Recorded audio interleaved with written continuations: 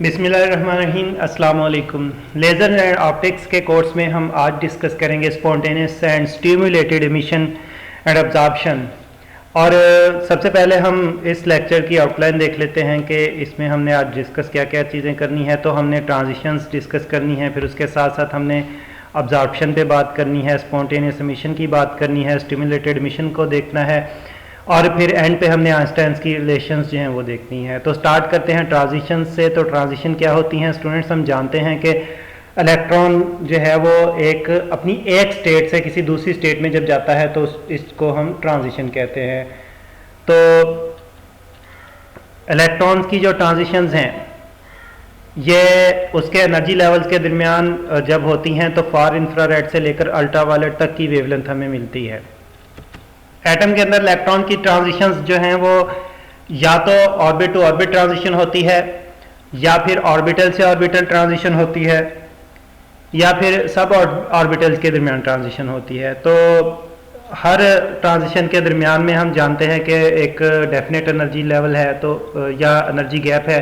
तो उस लिहाज से फिर इलेक्ट्रॉन जो है वो अपनी एनर्जी इमिट करता है या ऑब्जॉर्ब करता है, और जब एनर्जी इमिट या ऑब्जॉर्ब करता है तो फिर उस इमिटेड या ऑब्जॉर्ब एनर्जी की एक्चुअली अगर एनर्जी ऑब्जॉर्ब करता है किसी और वे में तो और एमिट करता है इलेक्ट्रोमैग्नेटिक वेव की शक्ल में, तो इलेक्ट्रोमैग्नेटिक वेव जो जिसकी की जो एनर्जी और वेवलेंथ होगी वो डिपेंड करेगी इलेक्ट्रॉन की उन स्टेट्स पे जिनके दरमियान वो ट्रांजिशन कर रहा है। जैसे कि हमने बात की थी कि ट्रांजिशंस जो हैं वो प्रिंसिपल स्टेट्स के दरमियान भी हो सकती हैं, यानी कि ऑर्बिट्स के दरमियान, ऑर्बिटल्स के दरमियान भी हो सकती हैं, और इसके साथ साथ सब ऑर्बिटल्स के दरमियान भी हो सकती हैं। स्पिन स्टेट भी चेंज हो सकती है। तो जिस तरह की स्टेट में चेंज आएगा या जिस तरह की ट्रांजिशन होगी उसी के लिहाज से एनर्जी इमिट होगी और उसी के लिहाज से एनर्जी की वेवलेंथ होगी, इमिटेड इलेक्ट्रोमैग्नेटिक वेव की वेवलेंथ होगी। अगर हम बात करें इनर शेल इलेक्ट्रॉनिक ट्रांजिशन की तो उसमें हमें फिर एक्सरेज मिलती हैं। हमने देखा कि इलेक्ट्रॉन अपर स्टेट्स में जब ट्रांजिशन करता है, यानी कि जो वैलेंस शेल्स हैं, वैलेंस शेल है या इससे ऊपर वाले शेल हैं, ये ऊपर वाले ऑर्बिटल जो हैं इनमें ट्रांजिशन करता है तो फार इंफ्रारेड अल्ट्रावायलेट जो है वो रेडिएशन हमें मिलती है। और अगर इनर शेल ट्रांजिशन होती है तो एक्सरेज जनरेट होती हैं। न्यूक्लियर ट्रांजिशन के जब होती है, यानी कि न्यूक्लियाई ये एक एक्साइटेड न्यूक्लियाई जब डीएक्साइट होता है तो वो गैमा रेज इमिट करता है। और मॉलिक्यूल्स की अगर हम बात करें तो मॉलिक्यूल्स के में रोटेशनल और वाइब्रेशनल ट्रांजिशन होती हैं। तो उस नतीजे में जो हमें वेव्स मिलती हैं इलेक्ट्रोमैग्नेटिक वेव्स, वो हाई फ्रीक्वेंसी रेडियो वेव से लेकर माइक्रोवेव्स तक की वेव्स जो है वो हमें मिलती हैं रोटेशनल और वाइब्रेशनल ट्रांजिशंस के दरमियान जो मॉलिक्यूल में होती हैं। एक चीज़ याद रखिएगा स्टूडेंट्स, मॉलिक्यूल में ये जो रोटेशनल और वाइब्रेशनल ट्रांजिशंस हैं ये इलेक्ट्रॉन की नहीं हैं, ये मॉलिक्यूल के एटम की हैं। तो फिर लेज़र जो है इन ट्रांजिशंस में कहाँ पे मिलती है हमें? तो लेज़र हमें जो है वो विजिबल में मिलती है, नियर अल्ट्रावायलेट में मिलती है, या नियर इंफ्रारेड स्पेक्ट्रम में मिलती है। तो इसका मतलब ये है कि लेज़र जो है ये हमें मोस्टली इलेक्ट्रॉनिक ट्रांजिशन के दरमियान मिलती है जब वो अपने ऑर्बिटल्स के दरमियान ट्रांजिशन कर रहा होता है। और फिर हम अगर देखें बल्क ऑफ मैटर को तो एक ही टाइम पे हमें मल्टीपल ट्रांजिशंस भी मिल सकती हैं और मिलती हैं एक्चुअली, यानी कि हमने एनर्जी दी किसी भी सिस्टम को और उसमें बहुत ज़्यादा तादाद में एटम थे, तो उनमें से, और फिर एटम जो थे वो मॉलिक्यूलर फॉर्म में थे, तो उनमें से ये हो सकता है कि साथ में इलेक्ट्रॉनिक ट्रांजिशन भी हो, इलेक्ट्रॉनिक अपने ऑर्बिट्स के दरमियान या ऑर्बिटल्स के दरमियान भी ट्रांजिशन करे, और इसके साथ साथ वाइब्रेशनल और रोटेशनल ट्रांजिशन भी हो। तो जितनी तरह की भी ट्रांजिशन होगी उतनी तरह की ही एनर्जी जो है वो इमिट या ऑब्जॉर्ब होगी। चले हम एमिशन की बात कर लेते हैं। तो एनर्जी उतनी तरह की ही इमिट होगी जितनी तरह की ट्रांजिशंस होंगी, और एक ही टाइम पे ये सारी ट्रांजिशंस हो सकती हैं बल्क ऑफ मैटर की अगर हम बात करें। तो जब बहुत सारी ट्रांजिशंस होंगी तो फिर मल्टीपल वेवलेंथ जनरेट होंगी, तो क्या होगा, हमें कोई एक फ़िक्स वेवलेंथ की या फिक्स वेवलेंथ रेंज की लाइट नहीं मिलेगी या इलेक्ट्रोमैग्नेटिक वेव नहीं मिलेगी, बल्कि हमें एक जो है वो हाई रेंज में वेवलेंथ मिलेंगी। जैसे कि आप देखते हैं कि हमारे इर्द गिर्द जो वाइट लाइट है इसमें बहुत सारी वेवलेंथ्स हैं। तो बेसिकली ये बहुत सारी वेवलेंथ्स कैसे जनरेट होती हैं किसी भी सोर्स से, तो उसमें मल्टीपल ट्रांजिशंस हो रही होती हैं जिसकी वजह से सारी वेवलेंथ्स आपस में मिलकर वाइट लाइट जनरेट करती हैं। लेकिन लेज़र के लिए हमें पर्टिकुलर वेवलेंथ चाहिए, यानी कि लेज़र जो है ये पर्टिकुलर वेवलेंथ रेंज में होती है, तो इसलिए पर्टिकुलर वेवलेंथ रेंज के लिए फिर हमें ट्रांजिशन भी जो है वो सर्टेन लेवल्स के दरमियान करवानी पड़ेंगी। हम मल्टीपल ट्रांजिशन जो हैं वो नहीं करवा सकते। तो फिर हमें जो है वो अपनी स्टेट चूज़ करना पड़ेंगी जिनके दरमियान हमें ट्रांजिशंस करवानी होंगी। तो जब हम स्टेट्स चूज़ करेंगे तो फिर हम लेज़र जनरेट करवा सकते हैं। लेकिन इससे पहले हमें जो है वो ऑब्जर्प्शन और मिशन को भी देखना पड़ेगा।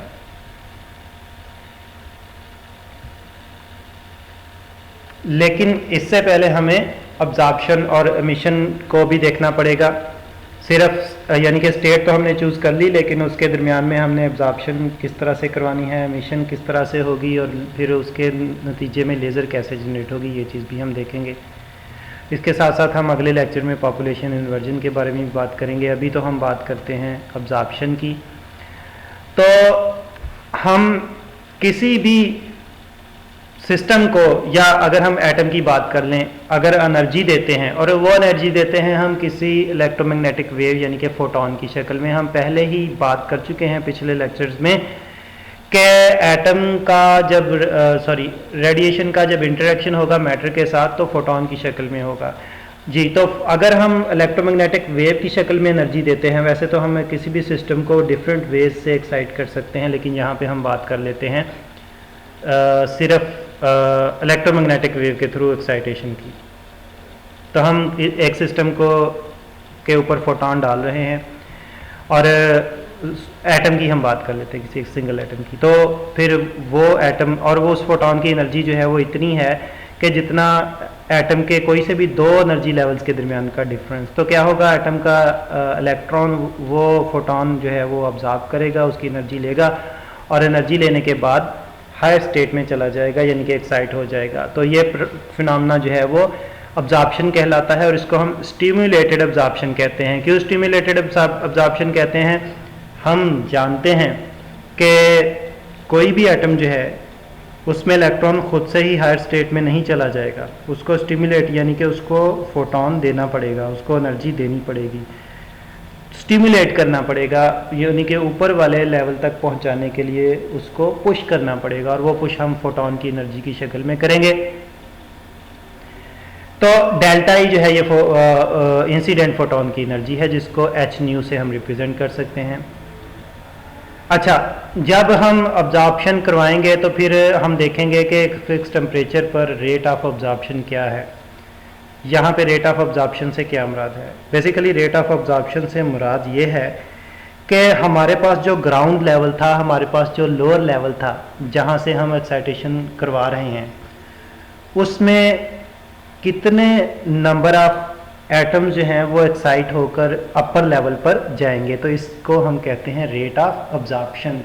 दूसरे लफ्ज़ों में हम ये भी कह सकते हैं कि एक ही टाइम पे हमने जब नंबर ऑफ फोटॉन्स जो थे वो फॉल आउट करवाए किसी सिस्टम पर, तो उस सिस्टम के अंदर मौजूद कितने नंबर ऑफ एटम्स जो थे वो एक्साइट हो गए उस फिक्स ड्यूरेशन में और फिक्स टेम्परेचर पर। टेम्परेचर के पॉइंट ऑफ व्यू से याद रखें कि हम यहाँ पे सिस्टम को थर्मल इक्विलिब्रियम में रखने की कोशिश करेंगे, और एक्चुअली थर्मल इक्विलिब्रियम के पॉइंट ऑफ व्यू से ही ये डिस्कशन कर रहे हैं हम। तो इस चीज़ को हमने देखना हो कि उस फिक्स टाइम के अंदर कितने एटम जो थे वो एक्साइट हो गए एनर्जी गेन करने के बाद। तो उसके लिए हमारे पास ये रिलेशनशिप है, dN1/dt is equal to minus rho V B1 to N1। तो यहाँ पे N1 जो है ये number of atoms in ground state को रिप्रेजेंट कर रहा है जो हमारे पास अवेलेबल थे,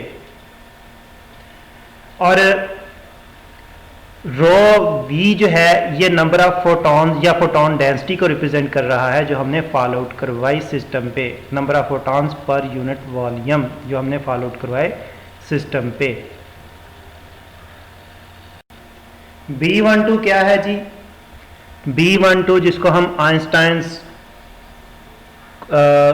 अब्जॉर्प्शन प्रोबेबिलिटी या कॉफिशिएंट, अब्जॉर्प्शन कॉफिशिएंट भी कह सकते हैं, आइंस्टाइन्स अब्जॉर्प्शन कॉफिशिएंट, या हम कह सकते हैं इसको कॉफिशिएंट ऑफ अब्जॉर्प्शन प्रोबेबिलिटी या सिंपली अब्जॉर्प्शन प्रोबेबिलिटी। B12 ये डिफाइन करता है। क्या मतलब है?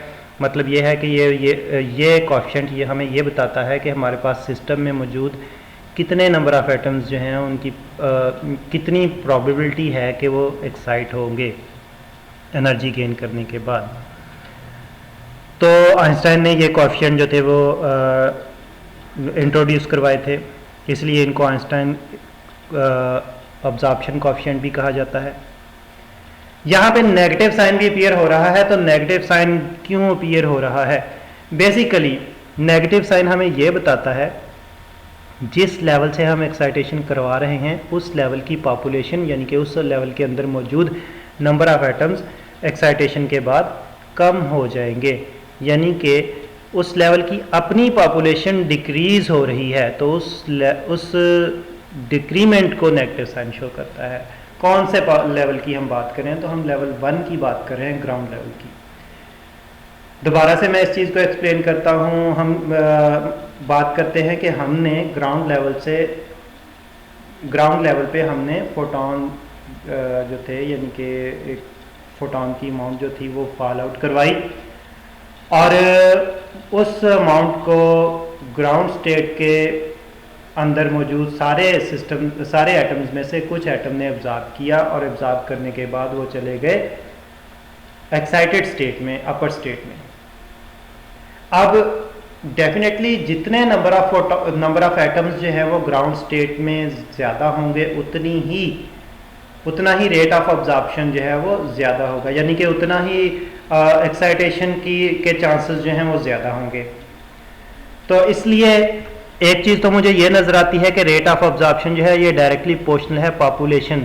यहाँ पे पॉपुलेशन से मुराद नंबर ऑफ एटम्स हैं सिस्टम के अंदर, तो पॉपुलेशन n1 पे डिपेंडेंट है। dN1/dt रेट ऑफ अब्जॉर्प्शन जो है ये डायरेक्टली प्रोपोर्शनल है population of the ground level. फिर इसके साथ साथ ये डायरेक्टली प्रोपोर्शनल है उस डेंसिटी के जो कि हमने फॉल आउट करवाई है, या हम ये कह सकते हैं कि number of photons per unit volume के जितने हैं जो हमने फॉल आउट करवाए हैं। जितने number of photon per unit volume, या इन अदर वर्ड्स जितनी डेंसिटी जो है फोटॉन डेंसिटी जो है वो ज़्यादा होगी, उतने ही रेट ऑफ अब्जॉर्प्शन ज़्यादा होगा। जितने पॉपुलेशन जो है वो सिस्टम के अंदर ग्राउंड लेवल पर ज़्यादा होगी, उतना ही रेट ऑफ अब्जॉर्प्शन ज़्यादा होगा। B12 यहाँ पे कांस्टेंट के तौर पर बिहेव कर रहा है।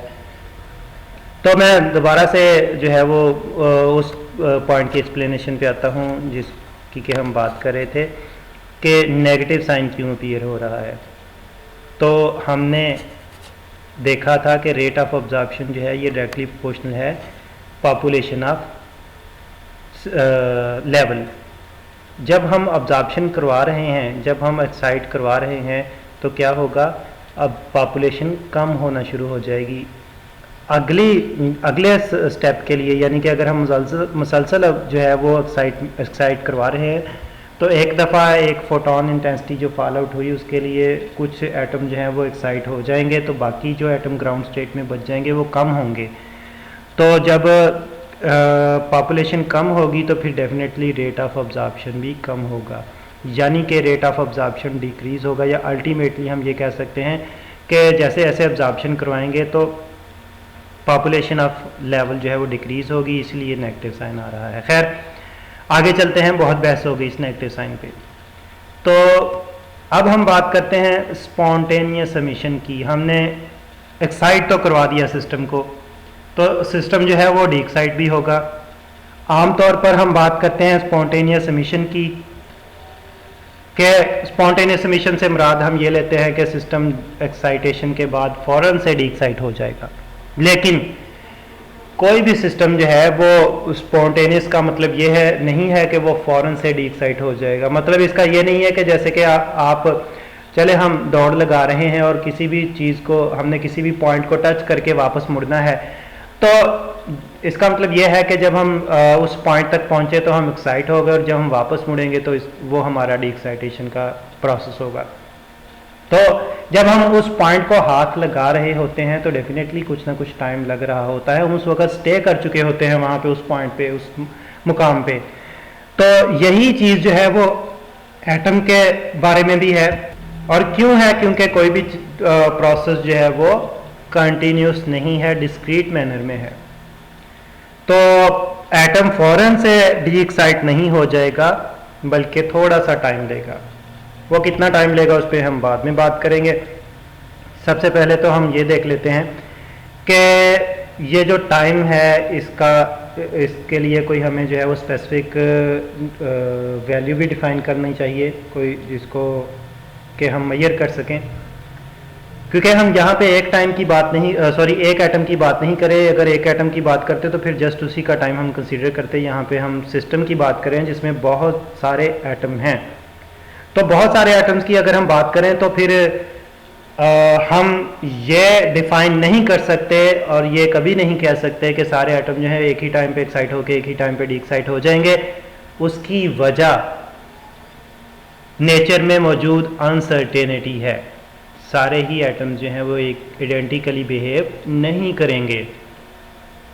तो फिर क्या होगा? फिर हम एवरेज टाइम की बात करेंगे कि एवरेज टाइम जो रिक्वायर्ड होगा डी एक्साइटेशन के लिए 1/e नंबर ऑफ एटम्स को, सिस्टम में मौजूद 1/e नंबर ऑफ एटम्स जो हैं, यानी कि टोटल अगर हमारे पास जो है वो n0 नंबर ऑफ एटम्स हैं तो उनमें n0/e नंबर ऑफ एटम्स जो डी एक्साइट होंगे, और उस डी एक्साइटेशन के दौरान उनको जितना टाइम चाहिए होगा एक्साइट होने के बाद डी एक्साइटेशन के दौरान का, उसको हम अपर स्टेट का लाइफ टाइम कहेंगे।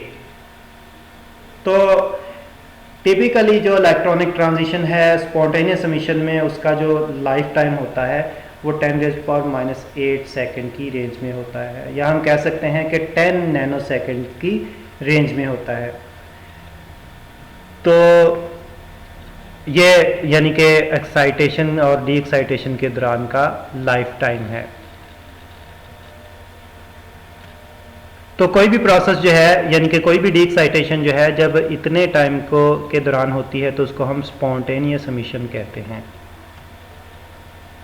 अच्छा, फिर हम बात करते हैं रेट ऑफ स्पॉन्टेनियस एमिशन की। तो रेट ऑफ स्पॉन्टेनियस एमिशन से पहले हम देख लेते हैं कि हमारे पास जो इलेक्ट्रोमैग्नेटिक वेव जो हमने फॉलो आउट करवाई थी, फोटोन की शक्ल में जाके टकराई थी सिस्टम से और उसको एक्साइट किया था।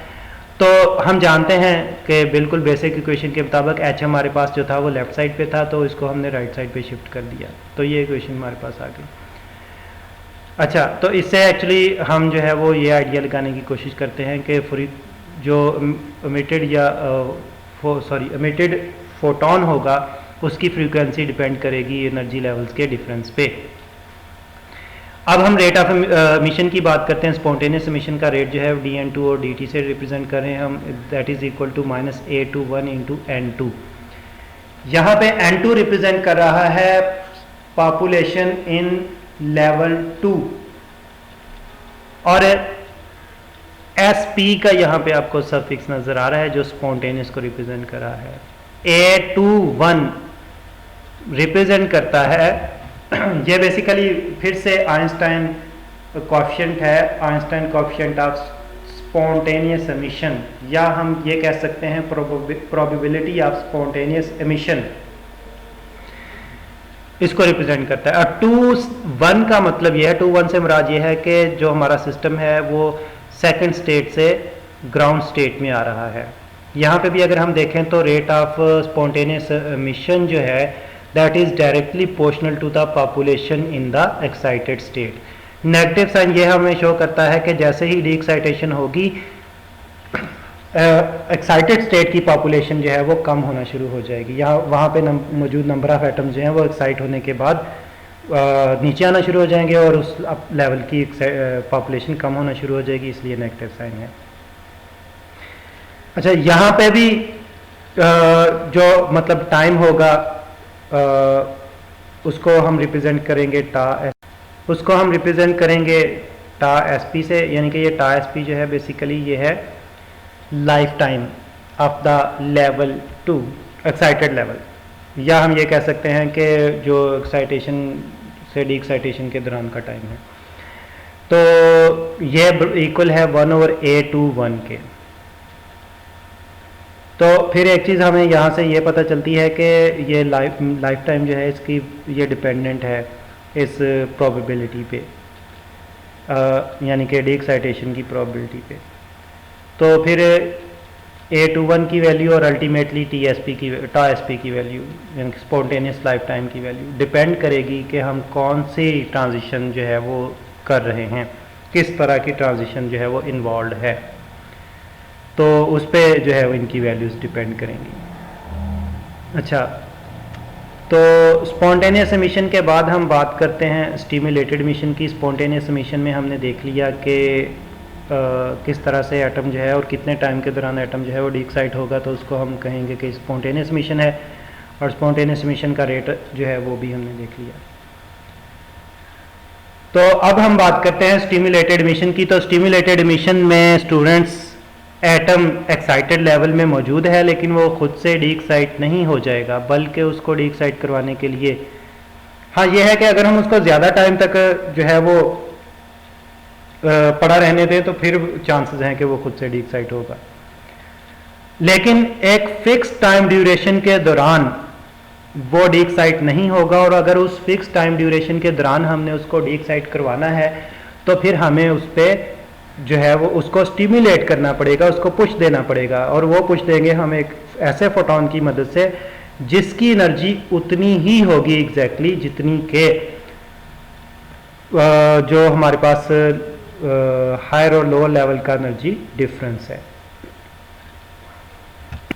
और जब एटम डीक्साइट होगा तो फिर वो एनर्जी इमिट करेगा, और उतनी ही एनर्जी इमिट करेगा जितना के हायर और लो लेवल की एनर्जीज का डिफरेंस है। इसका मतलब यह है कि एमिटेड फोटोन और स्टिमुलेटिंग फोटोन की एनर्जी एक जितनी होगी एग्जैक्टली।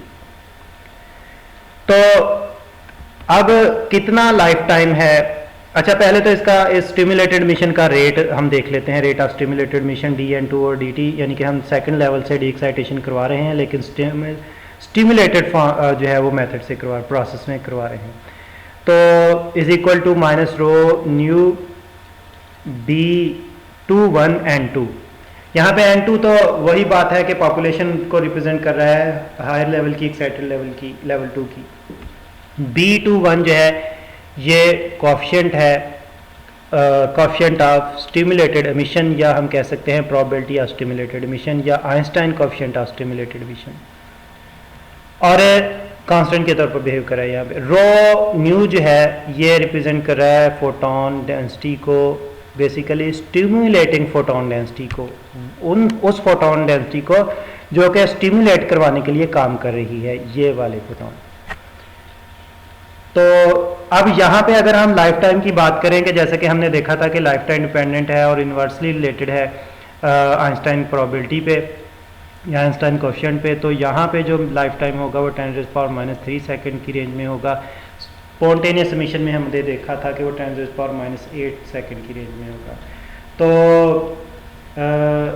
यहाँ पे हम देख रहे हैं कि अगर हमने स्टिमुलेटेड एमिशन करवानी है तो दो ऐसे लेवल के दरमियान में स्टिमुलेटेड एमिशन करवाएंगे जिनका लाइफ टाइम जो है वो 10⁻³ सेकंड के रेंज में हो। तो इतने टाइम के दौरान जो है वो एटम स्टे करेगा, और ये हमारे पास जो है वो 10⁻8 के मुकाबले में बहुत ज़्यादा टाइम है। और इस टाइम ड्यूरेशन के दौरान हम एक फोटोन जो है वो स्टिमुलेट टकराएंगे, यानी कि एक्साइटेड लेवल पे मौजूद एटम्स पे फॉल आउट करवाएंगे और वो डी एक्साइट हो जाएंगे और स्टिमुलेटेड एमिशन हो जाएगी। तो फिर हम बात करते हैं स्टिमुलेटेड एमिशन और स्पॉन्टेनियस एमिशन के दरमियान फ़र्क की, कि दोनों के दरमियान बेसिक डिफरेंसेस क्या है। जो मेन डिफरेंसेस हैं वो यहाँ पे मैं डिस्कस कर रहा हूँ, इसके अलावा और भी बहुत सारे डिफरेंसेस हैं। तो एक तो लाइफ टाइम का डिफरेंस है। स्पॉन्टेनियस एमिशन में जो लाइफ टाइम है एक्साइटेड स्टेट का 10⁻8 सेकंड है, जबकि स्टिमुलेटेड एमिशन में ये 10⁻³ सेकंड है। तो 10⁻5 का जो है, यानी कि जो है वो ऑर्डर्स का फ़र्क है, बहुत ज़्यादा फ़र्क है टाइम का दोनों स्टेट्स में, दोनों एमिशंस के दरमियान। अच्छा, फिर एक चीज़ और है कि जो फोटोन एमिट होते हैं मुख्तलिफ एटम से, यानी कि बहुत सारे एटम्स को हमने एक्साइट कर दिया, और उन एटम्स में जब स्पॉन्टेनियस मिशन होगी तो स्पॉन्टेनियस मिशन के दौरान जो फोटॉन्स मिट होंगे, हर एटम के फोटॉन का दूसरे एटम के फोटॉन के साथ कोई फेज रिलेशनशिप नहीं बनेगा। लेकिन स्टिमुलेटेड मिशन में जो है वो फोटॉन्स का आपस में फेज रिलेशनशिप होगा, यानी कि जो वेव एमिट होगी उस वेव के इलेक्ट्रोमैग्नेटिक वेव है और जाहिर बात है इलेक्ट्रोमैग्नेटिक वेव ट्रांसवर्स फॉर्म में होती है, तो क्रेस्ट और ट्रफ्स के दरमियान जो है वो फेज रिलेशनशिप होगा स्टिमुलेटेड मिशन में, जबकि स्पॉन्टेनियस मिशन में ऐसा नहीं होगा। फिर एक चीज़ और भी इसमें स्पॉन्टेनियस मिशन में हमें नज़र आती है कि जो फोटॉन मिट होंगे वो रैंडम डायरेक्शन में होंगे। एटम अपनी मर्ज़ी से किसी भी डायरेक्शन में फोटॉन मिट कर सकते हैं, लेकिन एटम भी जो है वो अपनी मर्ज़ी नहीं वो कर सकते। एक्चुअली एटम जो है उनके लिए भी एक ख़ास तरीक़ाकार मेथड होता है, एक मैकेनिज़्म होता है जिसकी मदद से वो डिफरेंट डायरेक्शंस में जो है वो रेडिएशन मिट करते हैं, फोटॉन मिट करते हैं। लेकिन स्टिमुलेटेड मिशन में जो है वो मिशन यूनी डायरेक्शनल होगी। और ये क्यों यूनी डायरेक्शनल होगी? बेसिकली क्योंकि हमने एक ख़ास डायरेक्शन में ही पुश दिया है। जब हमने एक ख़ास डायरेक्शन में पुश दिया है एक फ़ोटॉन को इस्तेमाल करते हुए, तो फिर उसी डायरेक्शन में बाकी फ़ोटॉन भी इमिट होंगे। तो ये बेसिक डिफरेंस है स्पॉन्टेनियस और स्टिमुलेटेड मिशन के दौरान। अब हम बात करते हैं आइंस्टाइन रिलेशंस की, तो जो कि आइंस्टाइन के कोएफिशिएंट्स के दरमियान में है। किसी भी सिस्टम के लिए जब वो थर्मल इक्विलिब्रियम में होगा तो फिर रेट ऑफ अपवर्ड ट्रांजिशन जो है that must be equal to rate of downward transition, यानी कि अब्जॉर्प्शन रेट जो है वो एमिशन रेट के बराबर होना चाहिए। अब्जॉर्प्शन रेट तो एक ही तरह का है dN1/dt, लेकिन एमिशन रेट दो तरह के हैं, एक स्पॉन्टेनियस एमिशन और दूसरा स्टिमुलेटेड एमिशन। तो यहीं पे हमने जो पहले इक्वेशंस बनाई थी उन्हीं को इस्तेमाल करते हुए अगर हम एक्सप्रेशंस को इस्तेमाल करते हुए यहाँ पे ये रिलेशनशिप देखें तो इस फॉर्म में आ जाते हैं। इसमें रीअरेंजमेंट करें तो हमारे पास जो रो न्यू है यानी कि फोटॉन डेंसिटी जो है ये हमारे पास इस इक्वेशन की फॉर्म में आ जाती है। ये इक्वेशन हमें बताती है कि फोटॉन की इमिशन और अब्जॉर्प्शन जो है दोनों के प्रोसेस में, यानी कि अगर हम किसी टाइम पे जो है वो किसी सिस्टम को फोटॉन देते हैं और उसमें वो डी एक्साइट भी होता है, तो उस वक़्त एक्साइटेशन और डी एक्साइटेशन के दौरान दोनों तरह की प्रॉबिलिटीज़ मौजूद है हमारे पास स्पॉन्टेनियस मिशन की प्रॉबिलिटी भी मौजूद है और हमारे पास स्टिमुलेटेड मिशन की प्रॉबिलिटी भी मौजूद है। दोनों तरह के फोटॉन इमिट होंगे। अच्छा, तो फिर इसी चीज़ को अगर हम देखें आइंस्टाइन के पॉइंट ऑफ व्यू से, तो आइंस्टाइन ने कहा था कि थर्मल इक्विलिब्रियम पर B21 और B12 जो है वो बराबर होंगे, यानी कि रेट ऑफ स्टिमुलेटेड अब्जॉर्प्शन और रेट ऑफ स्पॉन्टेनियस अब्जॉर्प्शन बराबर होंगे। इसके लिए एक कंडीशन ये भी है कि जो फोटॉन डेंसिटी है वो बराबर हो। तो फिर जब ये बराबर होंगे तो फिर हम B12 की जगह B21 ही पुट करें और थोड़ी सी मॉडिफिकेशन करें तो रो न्यू जो है हमारे पास आ जाती है A21 divide by B21 whole divide by N1/N2 - 1।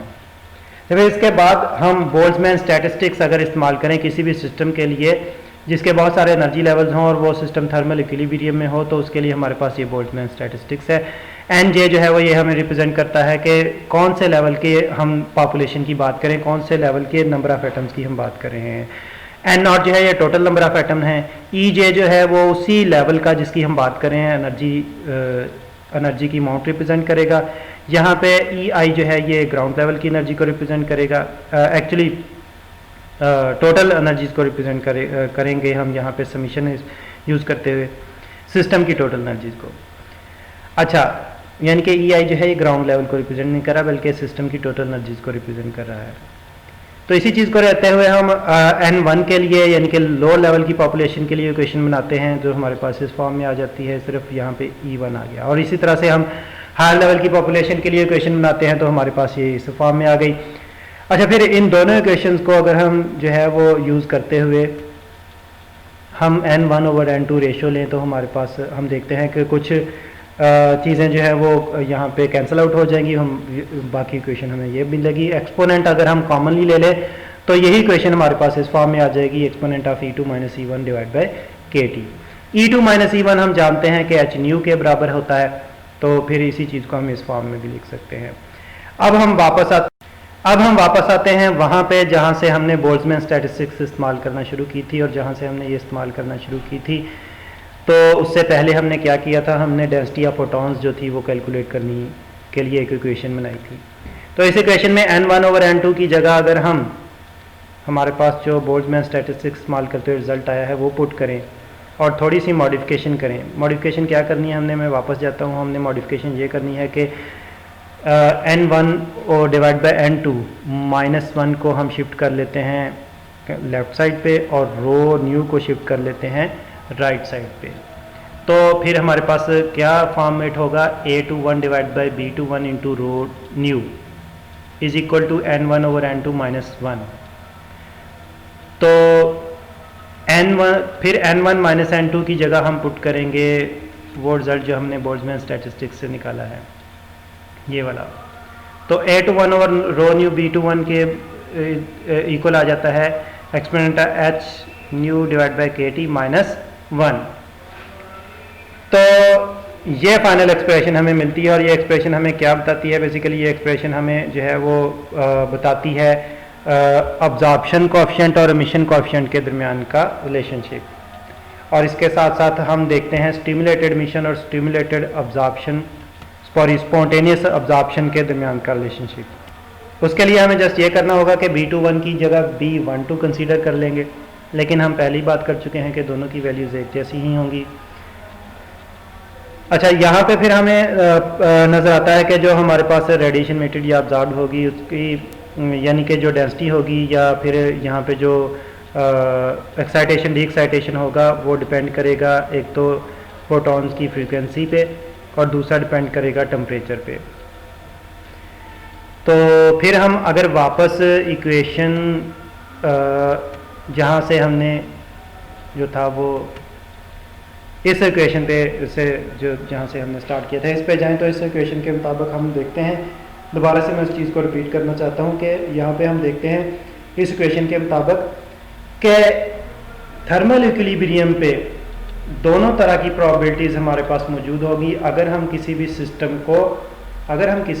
को एक्साइट करवा रहे हैं, या फिर हम अल्टीमेटली ये कह सकते हैं कि अगर हमारे पास रेडिएशन है जो कि सिस्टम से इंटरेक्ट कर रही है तो उस वक्त दोनों तरह की प्रोबेबिलिटीज़ मौजूद हैं। स्टिमुलेटेड एमिशन की भी प्रोबेबिलिटी मौजूद है और स्पॉन्टेनियस एमिशन की भी प्रोबेबिलिटी मौजूद है।